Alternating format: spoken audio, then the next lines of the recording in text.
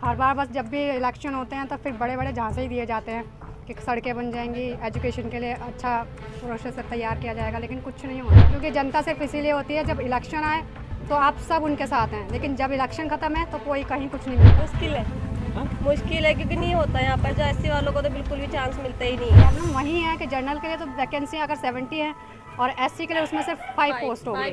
उस 5 पोस्ट पे एससी कोटे में इतने जनता है, वो कहाँ फाइट है? क्योंकि आप ही सोचिए, जब जनरल वाले 100 पे पोस्ट पे अब वो कर रहे हैं फाइट, और हम उसी पोस्ट के लिए 4 चीज़ों के लिए चार पोस्टों पे कर रहे हैं फाइट। अगर किसी स्कूल में भी हम अप्लाई करते हैं पोस्ट के लिए तो वो कहते हैं क्वालिफिकेशन क्या है, ये है, इंग्लिश में स्पीच कर पाओगे, बस वहीं हम रुक जाए। अभी भी पोस्ट आई थी लेक्चरर की, उसमें भी महिला सीट पर सिर्फ 1 पोस्ट थी मेरे सब्जेक्ट की, उसी पे हम फाइट कर रहे हैं एससी कोटे वाले।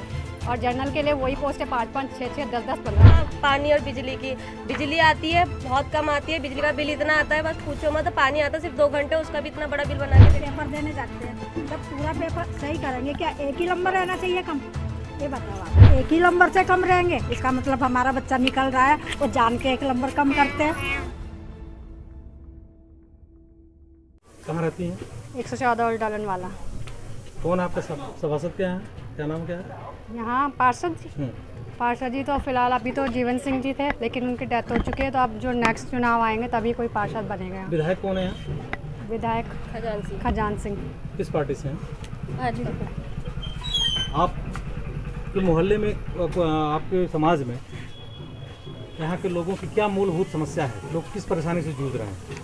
समस्याएं तो सभी तरीके की हैं, अभी तक तो कोई भी समस्या ऐसी नहीं है जो सॉल्व होती है।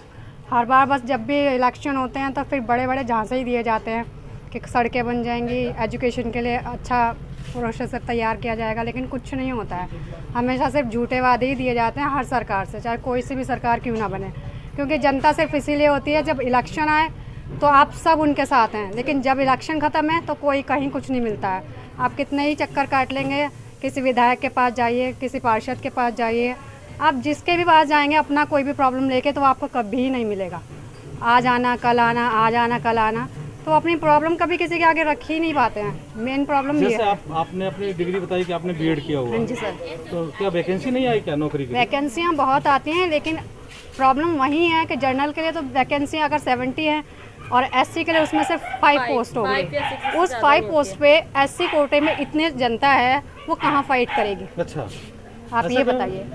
अब ये तो सरकार जाने कि एससी कोटे वाले के बच्चे इतने कम पढ़े लिखे हैं जो सिर्फ 5 पोस्ट पे जा सकेंगे, सिर्फ फाइट करेंगे, और जनरल वाले इतने हैं कि वो 80 पोस्ट आएंगी उनकी, और हमें सिर्फ 4 पोस्ट के लिए रखेंगे। कब बीएड आपने कब? मेरा बीएड 2013 में हो चुका है। अच्छा। तब से ही मैं अप्लाई करती रहती हूँ, कभी टैट है, कभी यू टैट है, कभी सी टैट है, बस यही करते करते सिर्फ हमारे पैसे इन्हीं चीज़ों में जा रहे हैं, लेकिन पोस्ट हमें नहीं मिल पा रही है। क्योंकि आप ही सोचिए, जब जनरल वाले 100 पे पोस्ट पे अब वो कर रहे हैं फाइट, और हम उसी पोस्ट के लिए 4 चीज़ों के लिए 4 पोस्टों पे कर रहे हैं फाइट, तो इतना बच्चा पढ़ा लिखा है आज के टाइम में, हर दूसरा बंदा बीएड करा हुआ मिलेगा। बीएड कोई ऐसी बड़ी बात नहीं है, डिग्री है, क्वालिफाई किया, बीएड कर लिया, हो गया, पर उसके बाद हम घर में बैठे हैं। क्यों बैठे हैं? क्योंकि क्वालिफिकेशन हमारी इतनी हाई लेवल नहीं पढ़ाते घर वाले, क्योंकि मनी प्रॉब्लम है सबसे बड़ी बात। सरकारी स्कूलों से पढ़ के हम लोग यहाँ तक पहुँचे हैं। अगर किसी स्कूल में भी हम अप्लाई करते हैं पोस्ट के लिए तो वो कहते हैं क्वालिफिकेशन क्या है, ये है, इंग्लिश में स्पीच कर पाओगे, बस वहीं हम रुक जाते हैं। तो हमें वो प्राइवेट भी नहीं मिल पा रहा है। सारे इंग्लिश स्कूल ही चलते हैं क्या देहरादून? आजकल देहरादून में जो जितना भी है डिमांड तो इंग्लिश मीडियम ही है। और हिंदी मीडियम तो ज़्यादातर बंद ही हो हिंदी चुकी मीडियम है। जो है मुश्किल से 5 बच्चा बैठा है, उसमें सरकारी टीचर लगी हैं, उसमें हम क्या करें? तो हम यहाँ पर भी बेरोजगारी की मार झेल रहे हैं। पढ़ लिख लिए हैं तो जो सुनाने वाले सुनाते हैं वो भी झेल रहे हैं। कर क्या रहे हो तुम? आप क्या करते हैं? आपके मम्मी पापा क्या लगते हैं? मम्मी तो मेरी ये हैं साथ में, पापा की मेरी डेथ हो गई थी जब मैं मुश्किल से 3 साल की ही रही होंगी। तभी बहुत संघर्षों के साथ इन्होंने हमें इतना लेवल आगे बढ़ाया, इतना पढ़ाया लिखाया, लेकिन प्रॉब्लम यही है कि हम करके क्या दें? अब उन्हें हमें खिलाना चाहिए, लेकिन अभी भी वही हमें पाल रहे हैं, इतना सब कुछ करने के बाद भी। हमारी 5 बेटे और 5 बहनें हैं हम, और मैं सबसे छोटी हूँ। और इतना पढ़ने के बाद, सारे पेपर क्वालिफाई होने के बाद, अभी भी पोस्ट आई थी लेक्चरर की, उसमें भी महिला सीट पर सिर्फ 1 पोस्ट थी मेरे सब्जेक्ट की, उसी पे हम फाइट कर रहे हैं एससी कोटे वाले।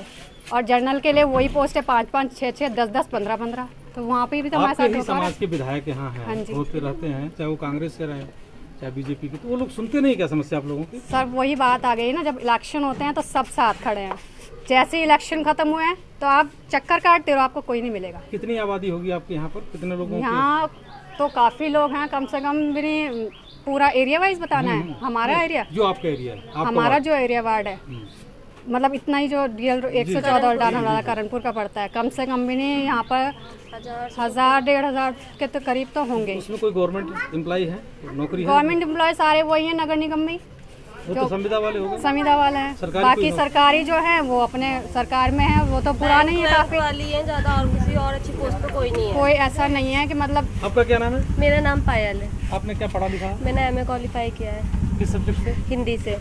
अभी क्या कर रहे हैं? अभी कुछ नहीं, सिर्फ घर में बैठ के पेपर की तैयारी कर रहे हैं। भुट्टे ही बुन रहे। क्या लगता है कि नौकरी नहीं मिलेगी क्या? मुश्किल है। हाँ? मुश्किल है क्योंकि नहीं होता यहाँ पर, जो एससी वालों को तो बिल्कुल भी चांस मिलता ही नहीं है।